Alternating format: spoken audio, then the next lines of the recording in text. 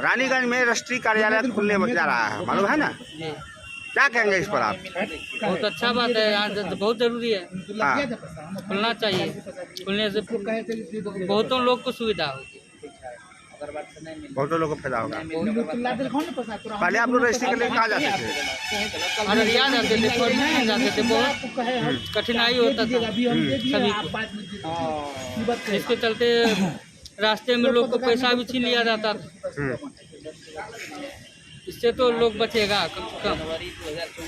इससे जो है लोगों को जो है इस सब चीज़ से राहत मिलेगा। बहुत राहत। और नज़दीक में जो रजिस्ट्री कार्यालय हो जाएगा तो जल्दी अपना करा कर घर जाकर कुछ काम भी कर सकते हैं। काम भी कर सकता है।